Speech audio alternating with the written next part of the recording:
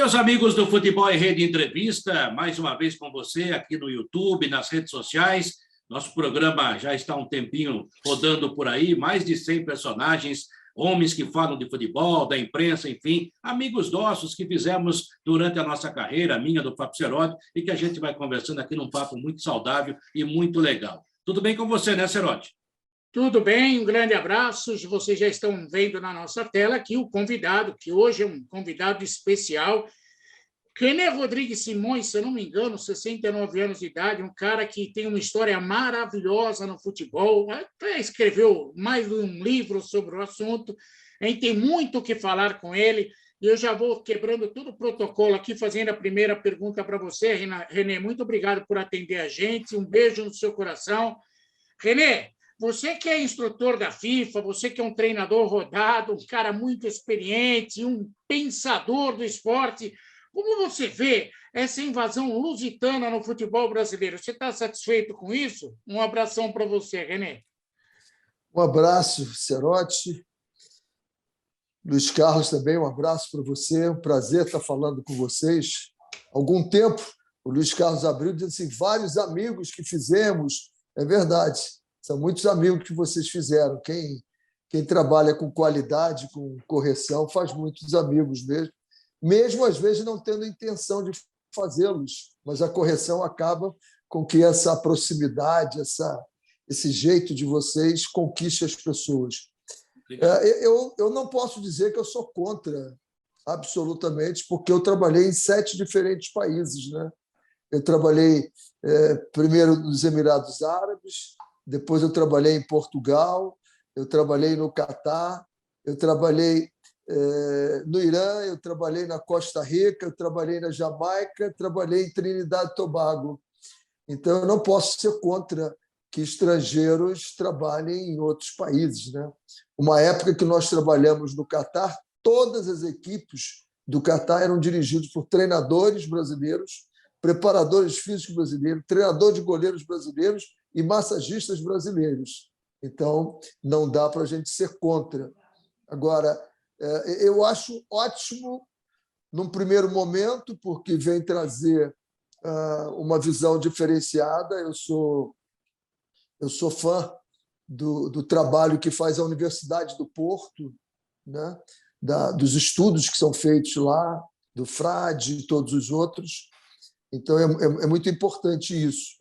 Sou amigo do Jorge Jesus. Quando veio para o Flamengo, talvez eu tenha sido o primeiro cara a dizer, olha, vai fazer muito bem ao Flamengo e ao futebol brasileiro, vai dar uma mexida em tudo, porque nós estamos precisando dessa mexida, e acho que isso foi importante.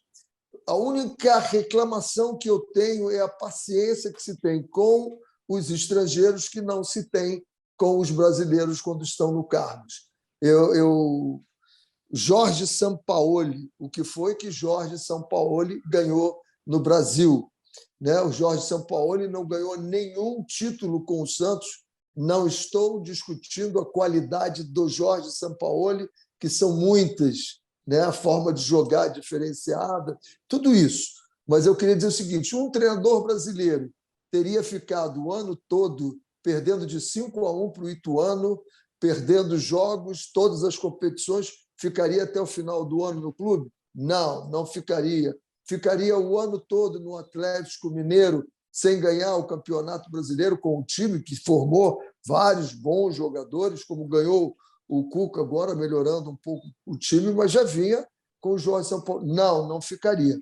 Então, eu só acho que tem que ter a mesma paciência com os brasileiros que tem com os treinadores estrangeiros, mas eu acho muito saudável isso, e até porque eles comecem a descobrir como é difícil esse campeonato brasileiro. É muito difícil. Você vai jogar 10, 12 graus no Rio Grande do Sul, com uma umidade X, e vai subir, vai jogar lá em Fortaleza, né? A 38, a 36 graus, com uma umidade fortíssima, altíssima. Então, isso faz diferença. Se você pode ter o voo fretado, isso é uma coisa. Se você não tem, uma vez o Jorge Jesus disse, não tem que substituir, deu uma declaração que jogador descansa é no dia que tem folga, fora isso tem jogo, tem que jogar. Eu disse, Jorge, não faça isso porque você tem voo fretado. Você sai do teu centro de treinamento, passa por trás no aeroporto do Galeão, pega o teu jato, pousa lá, passa por trás do aeroporto, acaba o jogo, você volta já fazendo descompressão, fazendo gelo, se alimentando. Os outros clubes não. É uma odisseia. Eu agora mesmo, com o Curitiba, nós fomos jogar o jogo da Copa do Brasil e, pasme, Serode, nós saímos terça-feira às 8 horas da noite, tendo chegado às 4 para treinar no centro de treinamento, pegamos um voo às 8, chegamos às 9h05 em Guarulhos, pegamos um ônibus, fomos a Atibaia, dormimos em Atibaia, treinamos na quarta-feira. Na quarta-feira à noite, pegamos um ônibus, fizemos 2h30 até o Pouso Alegre, jogamos um jogo duríssimo. Acabou o jogo era 9h30, acabou o jogo, saímos meia-noite, fomos comer 1h, chegamos às 4h30 da manhã, de novo em Atibaia, dormimos, treinamos, acordamos, pegamos um voo na sexta-feira de Guarulhos até Londrina. Londrina, pegamos um ônibus, fomos até Maringá, dormimos em Maringá, chegando às 3h30 da manhã, dormimos em Maringá, acordamos no sábado, fizemos uma descompressão, fizemos um treinamento leve e fomos jogar domingo às 6h30, num campo com grama alta, encharcado. Acabamos o jogo, ganhamos, entramos no ônibus, pegamos 8 horas de viagem de volta para Curitiba, chegamos aqui na segunda-feira, às 10 horas da manhã. Isso depois de 7 dias, tendo 4 hotéis, 2 voos, 26 horas de ônibus e 2 jogos decisivos, que um era a Copa do Brasil, a segunda fase, e o outro era o primeiro jogo das quartas de finais do Campeonato Paranaense. Que beleza, hein, Renê? Que beleza. Só de você falar, já estou cansado. É mais fácil ir para o Japão. Pois é bem mais fácil. O desgaste é menor. Aquilo que você falou, eu concordo plenamente. Eu acho que a chegada de estrangeiro, o intercâmbio sempre é importante. Né? Muito bom.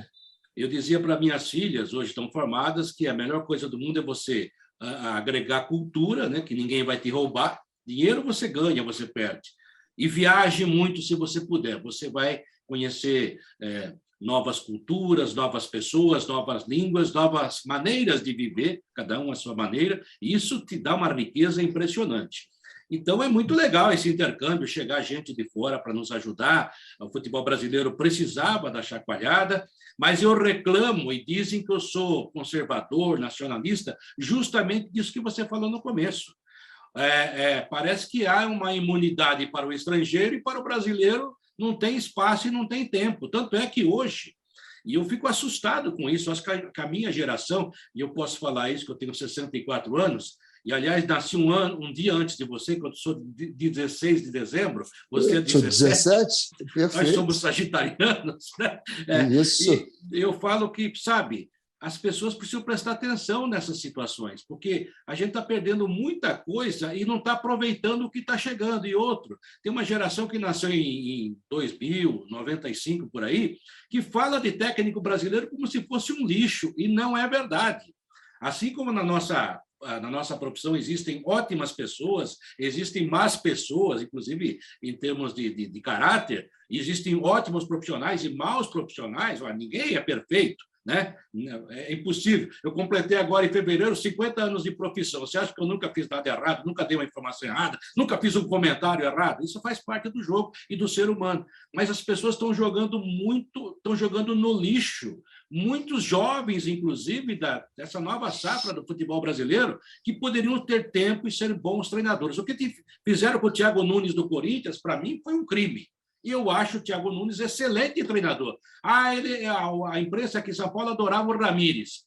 Pois ele tinha mais currículo que o Ramírez. né? Era campeão da Copa Sul-Americana também, foi campeão de Copa do Brasil, enfim. E não só ele, o Roger Machado, há outros também.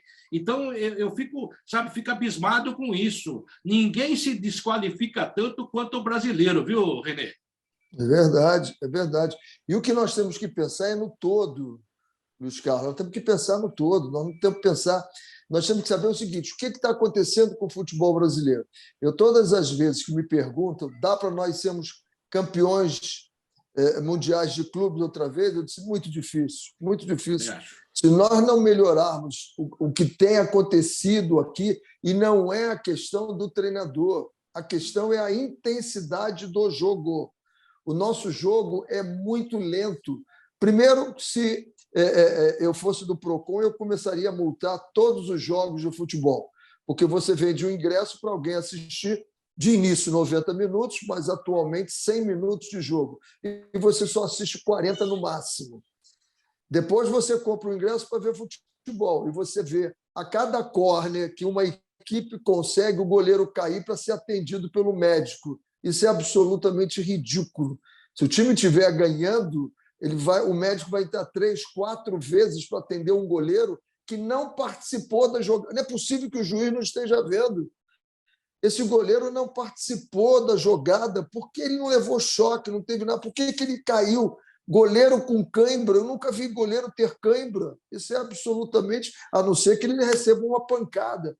Depois, qualquer jogador que você encoste no peito dele, ele bota a mão no rosto. Então, eu comprei um ingresso para ver jogo de futebol com uma arte maravilhosa e vou ver artes cênicas diferentes, uma outra arte. Me enganaram. Você vê um VAR que se intromete no jogo todo o tempo, e eu sou favorável ao VAR. O VAR, antigamente, os árbitros erravam por 2 metros, hoje eles erram por 2 milímetros, 3 centímetros, coisas desse jeito, mas toda hora ir no VAR, e vai no VAR e fica 2, 3 minutos. Nós vemos o árbitro o tempo todo, para não deixar o jogo ficar muito intenso, ele correndo muito, ele vai parando, manda botar a bola mais para trás, ele não dá vantagem, ele segura, dá o jogo, para dar o cartão. Então, tem uma série de coisas que o nosso jogo não anda. Em consequência disso, o nosso jogador, no cardiovascular dele, ele não consegue manter a intensidade que mantém o jogo europeu. E aí nós perdemos assim, porque os nossos treinadores... Não, nós já perdemos 2 vezes o Campeonato Mundial e eram 2 treinadores, né? 3 vezes, aliás, né? 2 vezes e 3 vezes eram portugueses, os treinadores. A culpa é deles? Não. Mas foi a culpa dos brasileiros? Também não. A culpa de um cenário geral que está acontecendo e a gente não tem intensidade. Aí vai pegar um jogo que você vê, né? O Paris Saint-Germain e Real Madrid, a bola não para. A bola não para, tem jogo o tempo todo. Não tem jogador simulando contusão, tem jogador querendo fazer gol. E se nós quisermos fazer isso, nós podemos fazer. Nós temos condições para fazer isso. Eu, por exemplo, aqui, todas as vezes que eu falo com os jogadores do Curitiba, eu digo para eles, olha, vocês são pagos para jogar futebol. Vocês não são pagos para encenar, não são pagos para enganar. Essa malandragem que, de início, era legal, a malandragem brasileira era o drible, era a caneta, era o balanço, aquele jogo que você, há 50 anos, como eu estou há 50 anos no futebol também, nós vimos, essa era a malandragem legal. Mas agora nós estamos indo para um outro tipo de malandragem que não nos leva a nada. Ao contrário. E aí estamos pegando os treinadores de outros países, principalmente os portugueses, achando que eles vão modificar tudo. Não vão conseguir modificar, porque se a CBF não intervir fortemente, dizendo aos árbitros, goleiro que cair, não pare o jogo, continue o jogo, o problema é dele, levanta. Não teve choque, não teve nada, levanta. O jogador que cair, simular e botar a mão na cara, se o VAR constatar que chama e manda dar um cartão para ele, põe para fora. Eu, por exemplo, falta técnica, falta tática. Vamos parar com isso, pô. Vamos jogar futebol. O jogador que segura a camisa, para mim, é cartão vermelho. Isso não é futebol. A falta é do futebol. Se fosse do futebol, o árbitro não apitava, deixava correr. Por que ele para o jogo? Porque falta não é do futebol.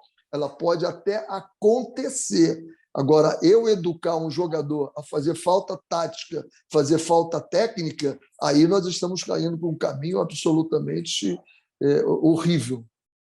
Eu concordo com você. Aliás, eu concordo tanto com você que eu tenho você como um ídolo. Mas você falou coisas muito sensatas que as pessoas precisam parar para pensar. Esse negócio de que malandragem é importante. Antigamente era criatividade a malandragem, agora virou circo. Mas, René, você que é um estudioso, vale a pena perguntar isso para você. Nos tempos essa parte, começaram a surgir modernidades no futebol que muitos acreditam que vão dar em alguma coisa. Eu sou crítico da tal da CBF Academy, que surgiu, parece mais para ganhar dinheiro do que para tentar resolver problemas.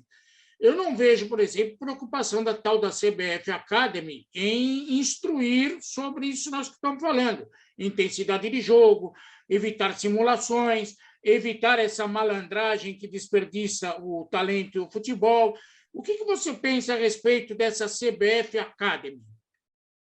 Olha, eu posso falar que eu tenho um bom conceito dela, embora eu acho que tenha a melhorar muito. O primeiro ponto que tem que ser melhorado é o seguinte: o que se cobra, né? Quando você faz uma licença pró, que são os treinadores profissionais, eles têm dinheiro para pagar. Mas quando você faz uma licença C, não há dinheiro para pagar o que se cobra, muito dinheiro. Esse é um ponto. Outro ponto é que nós somos muito de informações e nós temos que ser mais de formação. Exatamente isso que a gente estava colocando. Passar a informação, alguém capta ou não. Agora, se você forma, ele vai ter que demonstrar isso de algum jeito, ele vai ter que demonstrar isso. Além disso, você não tem que fechar só na CBF Academy, você tem que abrir. Por exemplo, você vai aos Estados Unidos, vai à Itália, vai à Europa toda, você faz o curso e você todo ano você tem que ter os X horas de treinamento. Ou você dá o treinamento ou você recebe o treinamento para você ter validado o seu diploma. Por exemplo, nos Estados Unidos, quando eu ia dar cursos pela FIFA, as pessoas queriam fazer o curso comigo, por quê? Porque o curso dado por um membro da FIFA, ele tem um X valor de pontos para validar o currículo dele, o diploma dele. Então, há muita coisa que fazer. Mas eu acho que é um caminho.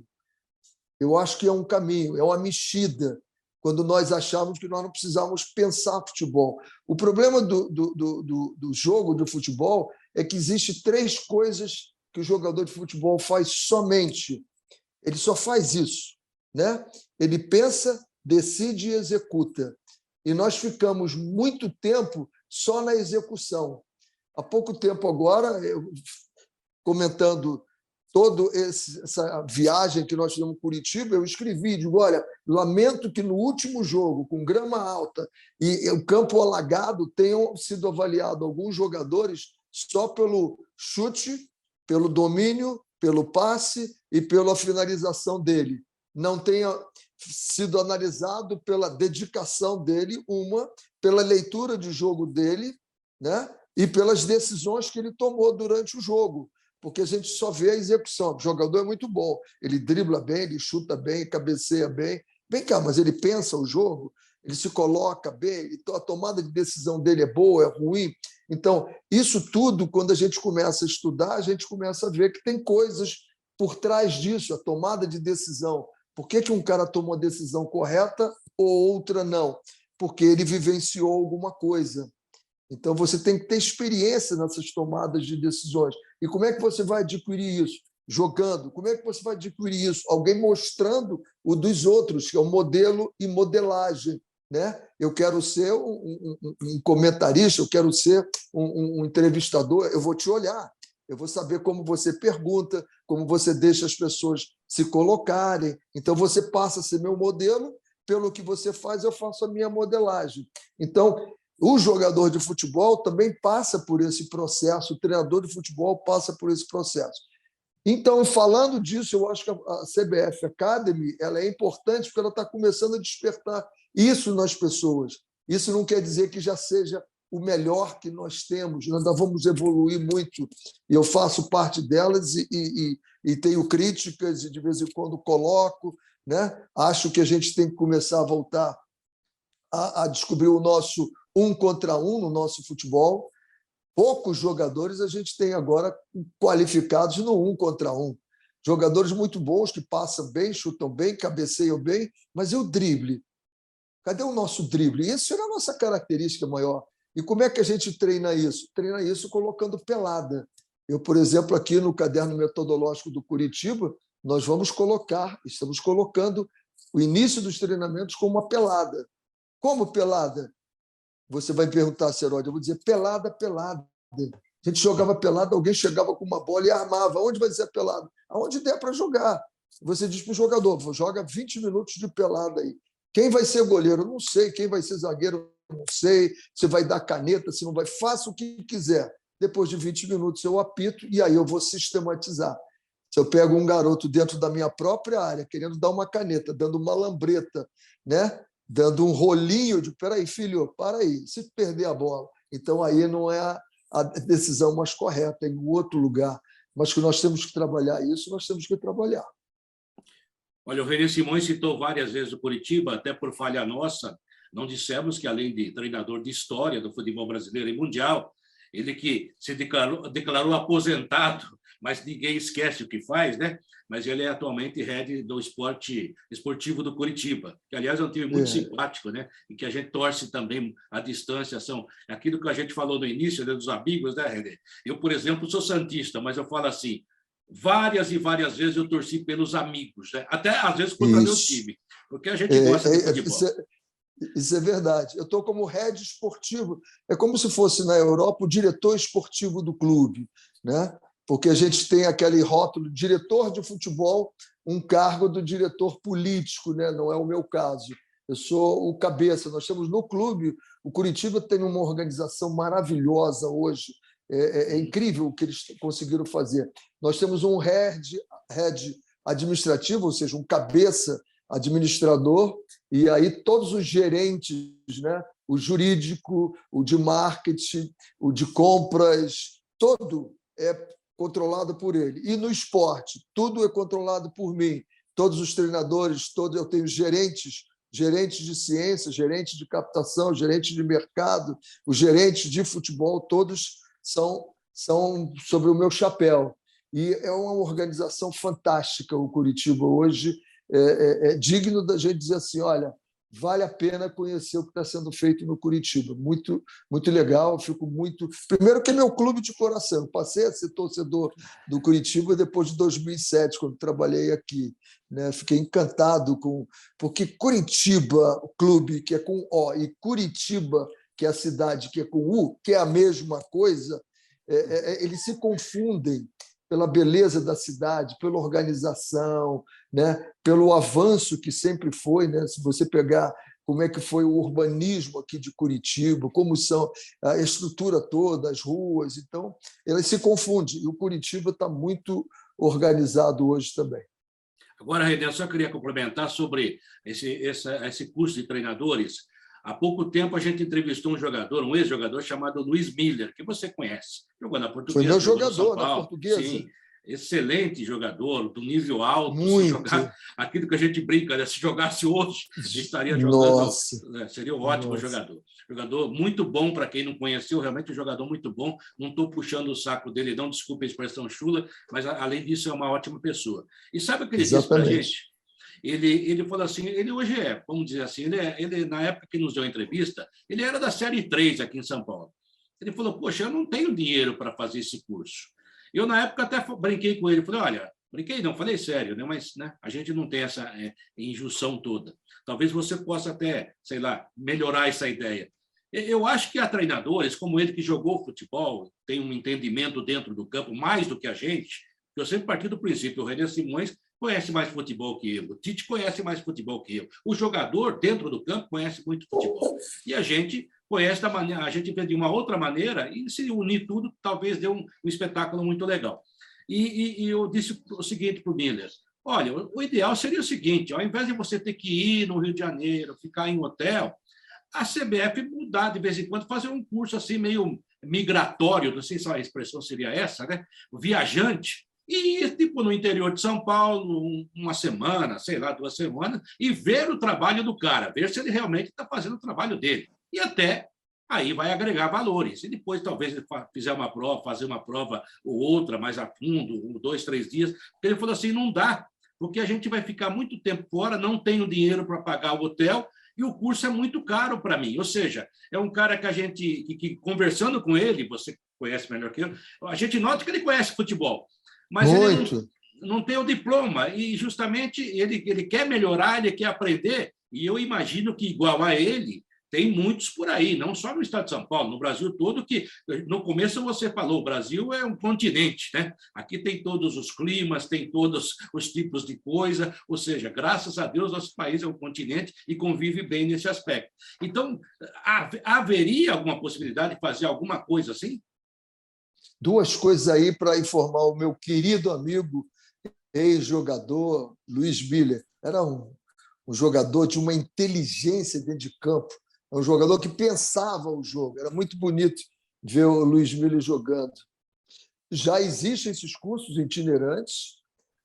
E outro detalhe, a Federação Paulista, não sei se outras já fazem, mas eu sei que a Federação Paulista faz. Ela paga da bolsa de estudos, às vezes ela paga metade do curso para quem se inscreve, para quem a procura. Então, eu aconselho o Miller a procurar a Federação Paulista, que faz um trabalho fantástico aí com o Mauro Silva, para ele dar uma chegadinha lá que vai. E tem outros lugares. Minas também já faz, não sei se faz com bolsa de estudos, mas já tem o curso itinerante, sim, de algumas categorias. Por exemplo, agora mesmo, eu tenho um ex-assistente meu que estava dando um curso de treinador, para treinador de goleiros da CBF em São Paulo. Eu não sei exatamente se era em Sorocaba, eu não sei te dizer, São Carlos, mas ele estava dando o curso lá. Existem os cursos itinerantes, sim, mas eu concordo com você, ainda são muito caros. Eu acho que devia fazer um levantamento, né? E até as federações ajudarem os treinadores nesse sentido. Renê, eu sou fã seu, não só pela pessoa que você é, pelo estudioso, um cara que conhece bem o conceito de futebol, discute em alto nível isso, mas porque você tem o dom de ser transformador. Às vezes você consegue transformar alguns sonhos que muita gente não acredita em realidade. A gente lembra, por exemplo, o que aconteceu na seleção da Jamaica, que foi uma coisa que marcou bastante. Isso não aconteceu só lá, não. Aconteceu na seleção feminina. Bateu na trave uma medalha de ouro, muita coisa aconteceu legal. Na primeira passagem dele na Portuguesa, com Oswaldo Teixeira Duarte, também foi um negócio maravilhoso. Foi fantástico. Não fosse o campeonato ter parado em dezembro e retornado em janeiro, eu acho que aquele ano nós teríamos sido campeões brasileiros com a Portuguesa. E eu tenho, Cerotti e Fábio, Luiz Carlos, eu tenho esse orgulho. Eu acho que eu ainda sou o treinador de menor idade, mais novo, que começou e terminou um campeonato brasileiro. Eu tinha 30 em 86, eu tinha 35 anos. Eu tinha 33, 34 anos no campeonato. Já teve outros mais novos que começaram, mas não terminaram. Pegaram no meio e terminaram, mas não tinham começado. Eu acho que ainda sou o mais novo que fiz isso, aquele campeonato. Mas eu tenho, Fábio, uma frase que eu carrego muito forte comigo, que diz o seguinte: parece impossível até que alguém faça.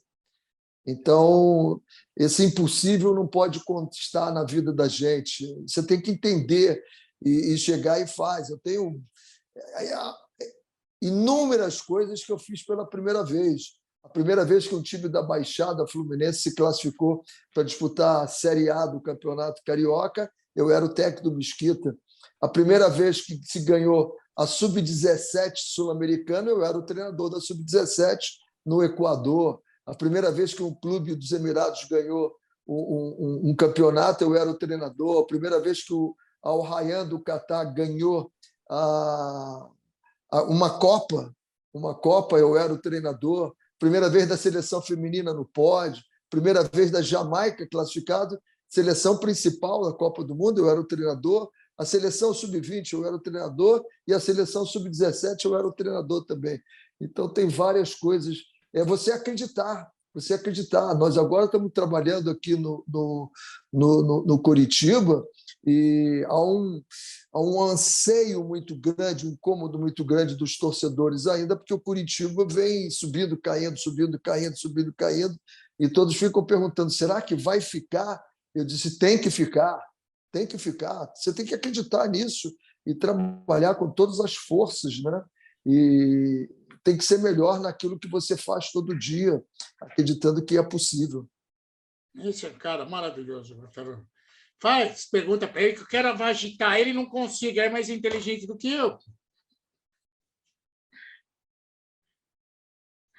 Você queria me agitar? Já estou agitado. Quartarolo desligou o microfone dele, que ele ficou tão emocionado que o microfone dele desligou. Mas, René, deixa eu aproveitar e fazer outra pergunta para você, aproveitar que o Quartarolo está quietinho aí, pode o microfone dele.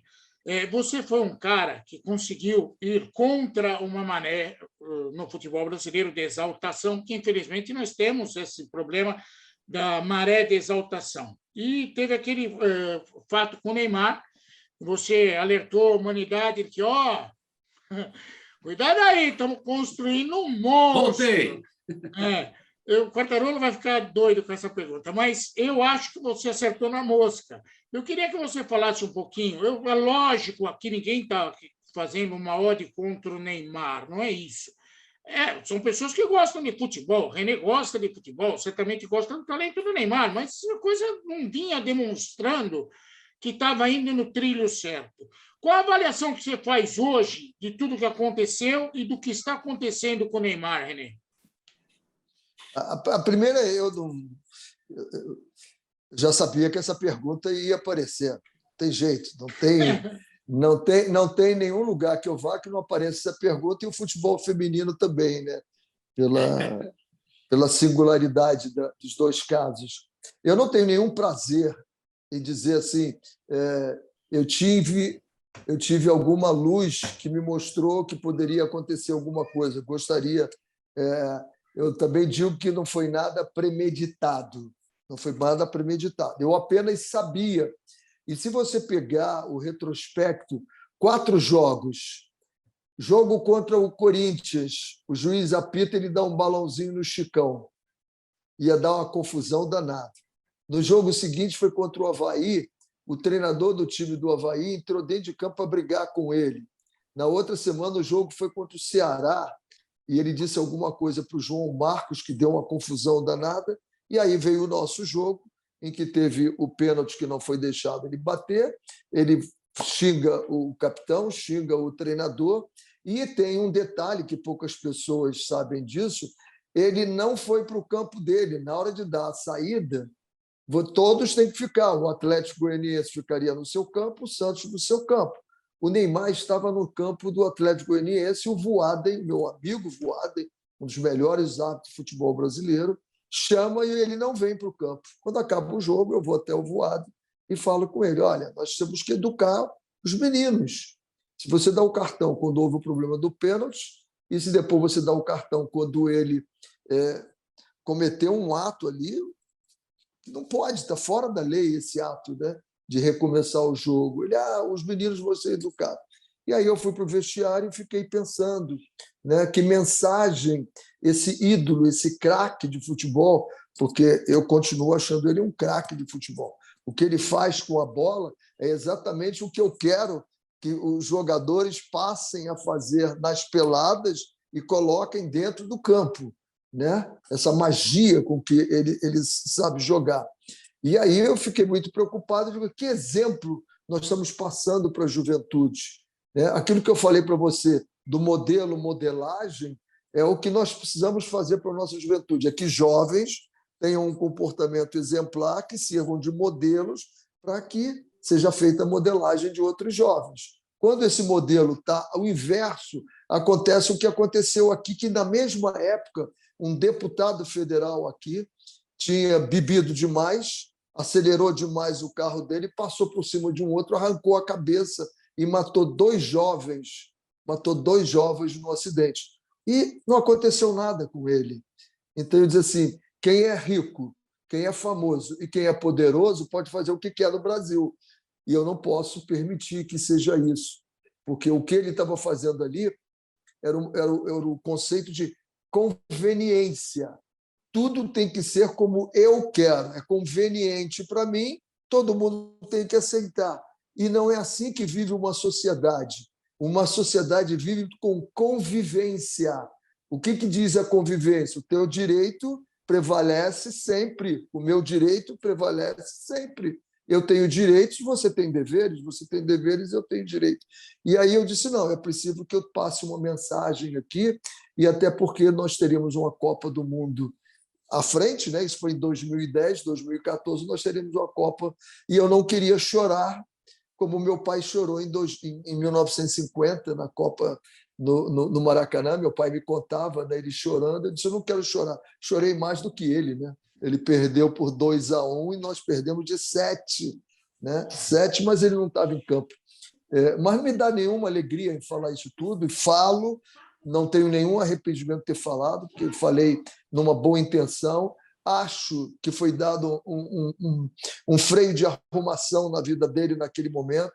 Ele depois melhora no Santos, ele vai para o Barcelona e faz uma campanha no Barcelona excepcional, junto com o Messi, tanto que ele começa a brigar pelos melhores lugares, mas aí ele sai para o Paris Saint-Germain. Eu acho que a saída para o Paris Saint-Germain foi muito ruim para ele, porque ele saiu para um clube onde ele era maior do que o clube. O Paris Saint-Germain, naquele momento, não era maior do que o Messi. E o Barcelona sempre foi maior do que qualquer jogador. Tanto que 2 jogadores, no reinado deles como número 1 do mundo, o Barcelona mandou embora. Não quero vocês aqui, podem ir embora. E aí eu acho que isso não fez bem para o Neymar. E aí aconteceu uma série de coisas. E a gente lamenta, porque a qualidade dele era para ser número 1 durante muito tempo, porque se você comparar a técnica, a habilidade, a criatividade, a inventividade que ele tem, é de jogador número 1 mesmo. E até talvez explique, né, Renê? Porque às vezes ele fica tão irritado com a marcação no campo, aquela marcação pegajosa, ele discute até com o companheiro, porque quando não dá certo, ele não procura resolver, ele acha que a culpa é sempre do outro, né? Então ele quer, sou eu e eu. E isso realmente é muito complicado. Mas eu não queria mais falar do Neymar, não, até porque eu ia perguntar da maneira diferente que o Seródio perguntou. Eu ia perguntar, você está arrependido ou se arrependeu em algum momento? Você acabou de dizer que não. Agora, eu costumo dizer, Renê, que a gente, de vez em quando, faz alguns inventários da vida, né? Você fica olhando e fala assim, será que eu acertei? Será que eu errei? Aquilo que eu fiz de certo, aquilo que eu podia ter feito melhor? E eu costumo dizer também que nós temos...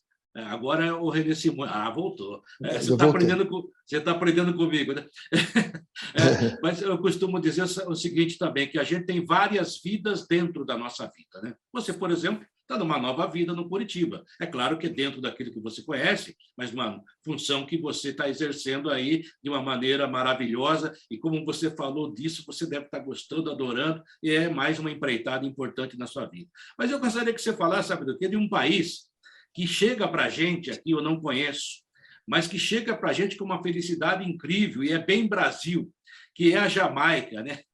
A Jamaica do reggae, a Jamaica festiva, a Jamaica, sabe? E que era uma gostosura ver jogar, porque parece que essa alegria era levada para o campo, coisa que nós já fizemos um tempo atrás. Então, fale um pouquinho dessa Jamaica, você que conviveu com os jamaicanos, você que hoje é ídolo lá. O Renê, quando desembarca lá, viu, Fábio Seródio? Os caras falam, é Mr. René Simões, é Monsieur René Simões, Senhor René Simões, já estende o tapete vermelho já no aeroporto, porque o cara realmente é um ídolo nacional e até internacional no caso, né? Como é que essa Jamaica, esse futebol, esse país que parece que gosta da festa e sabe viver com a festa? Quartarolo, é importantíssimo você falar isso, da alegria. Ainda ontem eu trouxe um jogador aqui na minha sala, eu estou no centro de treinamento, aqui eu vou mostrar ali na esquerda, ó.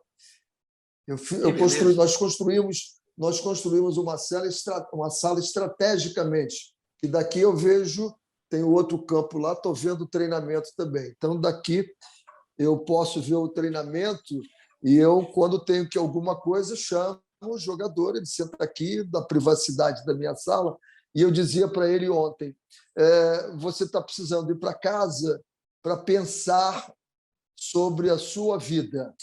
O que acontece é que a vida dele foi uma vida muito difícil e ele está com uma vida mais fácil agora, mas está tendo os comportamentos de quando ele tinha a vida difícil, que todo mundo era contra ele, ele tinha que brigar todo mundo. E eu disse para ele, olha, eu nasci em Cavalcante, tive uma infância maravilhosa, mas pesada, porque com pobreza eu tinha que, do meu tamanho, eu tenho 1,67 m, eu tinha que brigar todo dia, eu tinha que ser bom de briga, senão eu me engolia.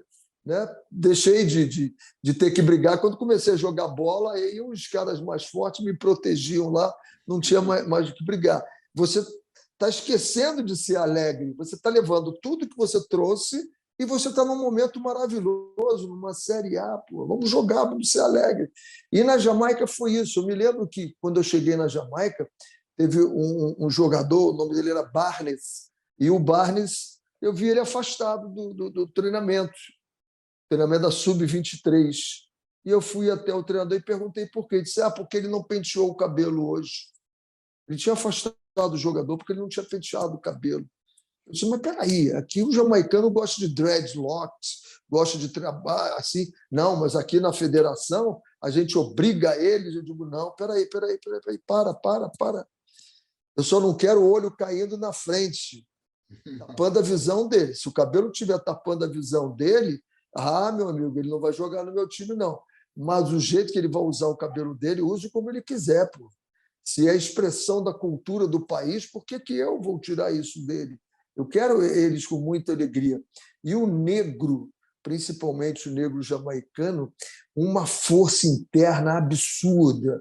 Tanto que o início dos jogos que eu pegava lá, eu tinha 4, 5, 6, 7 cartões amarelos e 1, 2 vermelhos, porque eles eram muito agressivos. E aí eu tive que diminuir essa agressividade, dizendo para eles, vamos ser agressivos, mas com fair play. Vamos jogar com fair play. Vamos pensar na bola, vamos pensar na canela do cara. Não vamos pensar que eu sou forte, vamos pensar que eu sou técnico. Não vamos pensar que eu vou agredir o cara, vamos pensar que eu vou tirar o espaço do camarada. Então, você foi trocando as palavras. É muito legal quando você não diz para você, não faça isso, porque o não é registrado pelo cérebro. Então, não faça correria. O cara só se lembra em correria. Eu digo para você, não pense em abacate, você já está pensando em abacate. Então, eu não digo para ele assim, deixe de ser violento. Eu digo para você, olha, vamos ser mais tranquilos aqui. Deixe de agredir o cara. Eu digo, olha, vamos tirar o espaço dele, vamos fazer isso. Então, a gente foi levando os jogadores jamaicanos e nessa do que parece impossível, né? Um país de 2.500.000 habitantes e que não tinha futebol profissional, pensar numa Copa do Mundo, né? Todo mundo dizia que eu era maluco. Teve um comentarista de televisão que disse, esse senhor que está sentado aqui ao meu lado, ele é um mentiroso, porque ele está dizendo que a gente pode ir para a Copa do Mundo. E aí eu, com muita tranquilidade, eu disse, eu não estou dizendo que nós vamos para a Copa do Mundo, eu estou dizendo que nós podemos ir para a Copa do Mundo. Há uma diferença quilométrica nisso. Uma é eu dizer que nós vamos, e aí eu não preciso nem fazer muita coisa, porque nós vamos. Outra coisa é dizer assim, nós podemos ir. Para poder ir, nós temos que fazer tudo o que nunca fizemos aqui. Nós temos que fazer de forma diferente, porque o Brasil, por exemplo, com 200 milhões e nós com 2.500.000, quando eu encontrar um jogador, o Brasil encontrou 100 jogadores. Era 100 vezes maior a possibilidade de ter um bom jogador no Brasil do que ter na Jamaica. Então, quando encontrasse um bom jogador, você não poderia perdê-lo. Você tinha que trabalhar de uma forma que aquele cara realmente, né? Você encontrou uma pepitazinha de ouro, né? E você não pode perder. O cara encontrar 10, 100, às vezes ele perde uma, lá está tudo bem. Tem as outras 99. Então, essa da alegria foi uma coisa, porque a Jamaica é a Bahia falando inglês. É a Bahia falando inglês, é a mesma alegria, é o mesmo gingado, é a mesma irreverência. Então, foi um momento assim mágico na minha vida.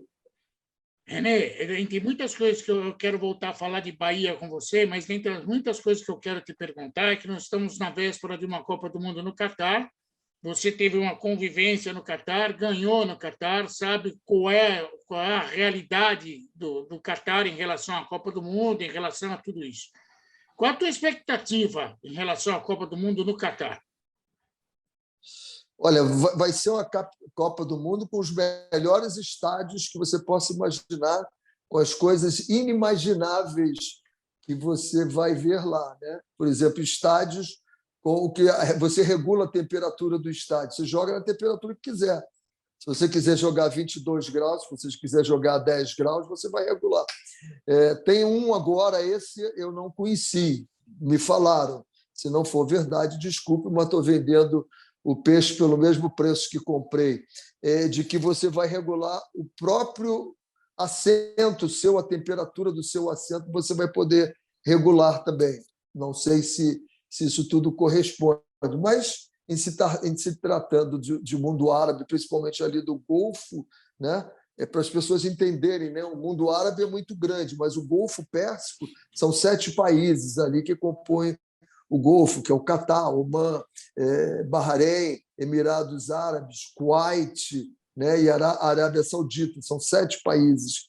Então, e o Catar, né? É o 7º. O Catar é muito rico, em petróleo, é muito rico em gás.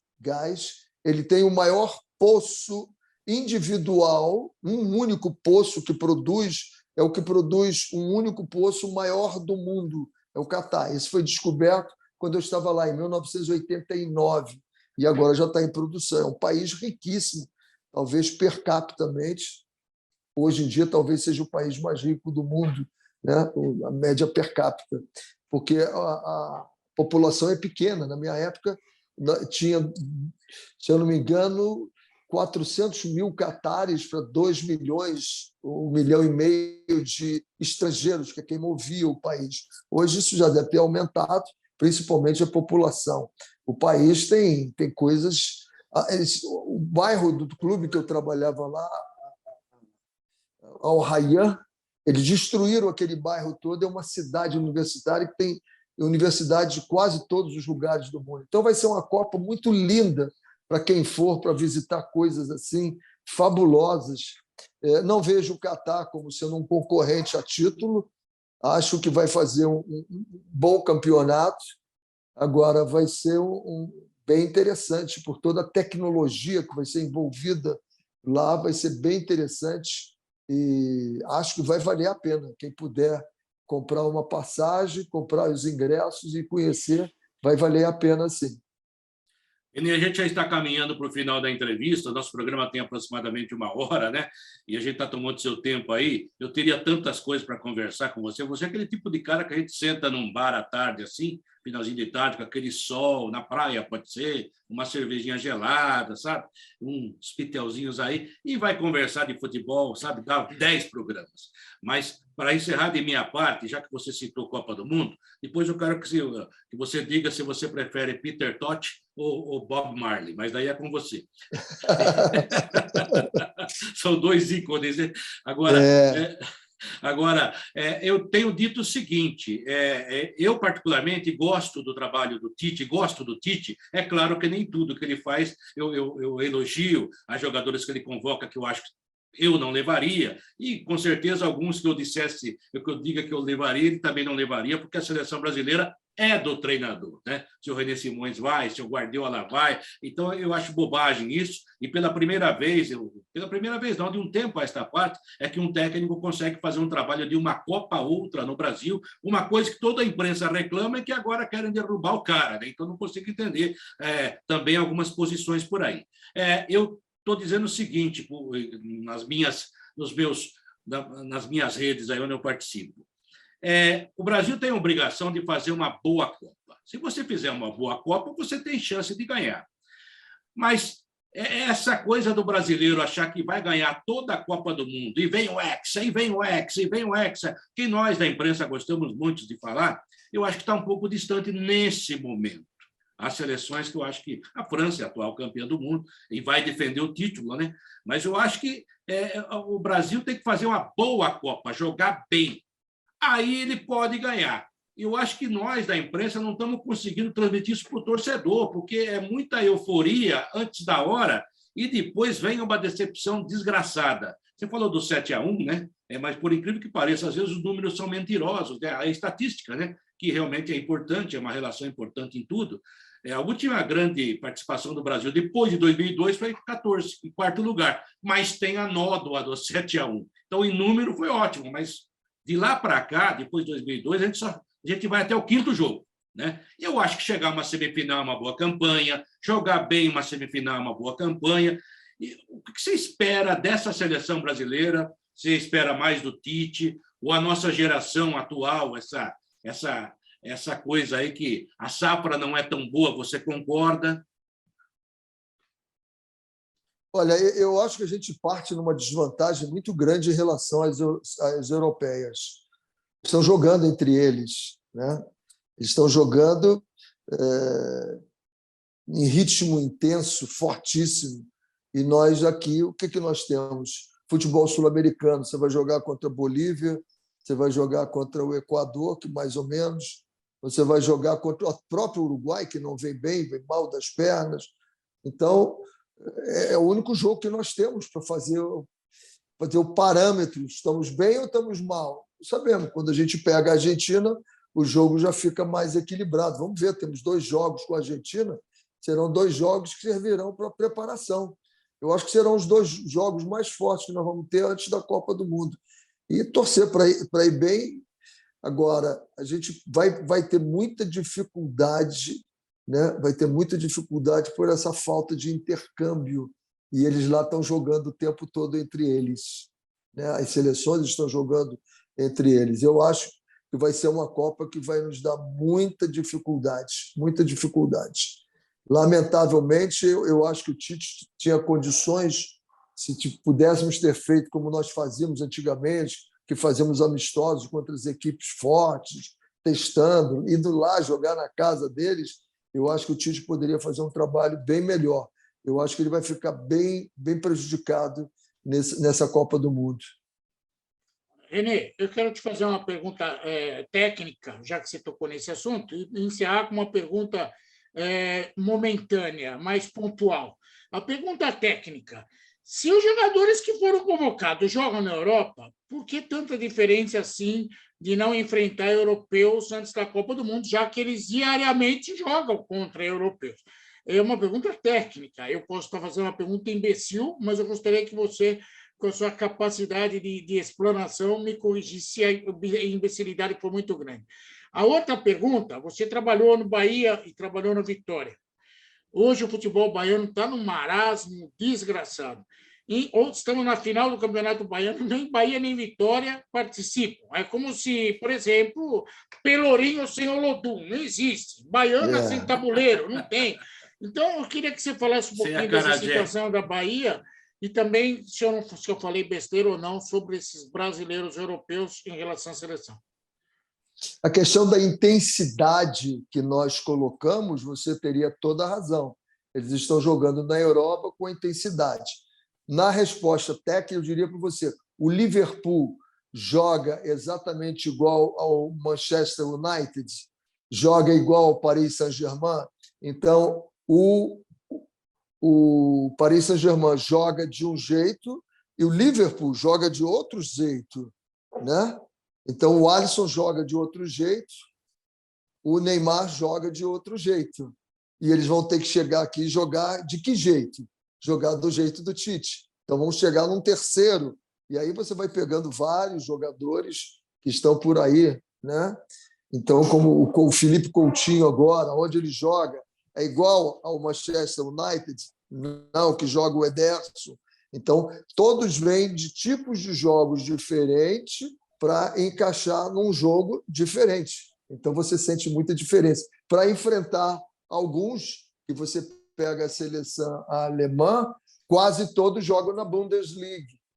Então, alguns, o Bayern de Munique, por exemplo, se eu não me engano agora, tem 7 jogadores do Bayern de Munique que compõem a seleção alemã. Então, ele está muito mais na frente da gente, que vai ter que misturar todo mundo. Então, esses conceitos. Na questão da Bahia, é inacreditável. A minha surpresa, o Vitória vem se deteriorando há algum tempo, 2, 3 anos, o Vitória vem. Mas o Bahia estava numa ascendência muito legal e, de repente, ele teve uma queda que eu estou para entender o que houve com o Bahia. Estava com uma administração absolutamente coletiva, em que os torcedores votavam, escolhiam o presidente, e, de repente, desandou tudo. E isso serve de alerta para todos os clubes que estão fazendo a SAF. Não imaginem que basta fazer a SAF sem ter boas administrações. Não adianta você achar que vai botar 400, 700 milhões num clube e os problemas estão resolvidos. Não, os problemas não estão resolvidos. Passa por administração. Se você olhar o Chile, que fez todo mundo SAF, está com problema. Se você olhar a Colômbia, então é preciso que a gente tenha muito cuidado e tipo de administração. Por exemplo, o Coritiba agora já fez a sua SAF. Vendeu para alguém? Não. O Coritiba é dono de 100%. O clube, a associação, é dono de 100%. O que eles fizeram? Um processo de recuperação judicial em que eles vão trabalhar toda a dívida do clube para, quando eles venderem o clube, eles venderem um clube absolutamente organizado. Então, é outro pensamento sem desespero. Não tem desespero. O que tem é organização, é projeção do que tem que ser feito. Tirar vantagem do que a lei te permite. Agora, os clubes desesperados, correndo, vão logo correndo, pegam a primeira oferta e vamos embora. Tenhamos cuidado com isso para a gente não acabar destruindo os nossos clubes definitivamente.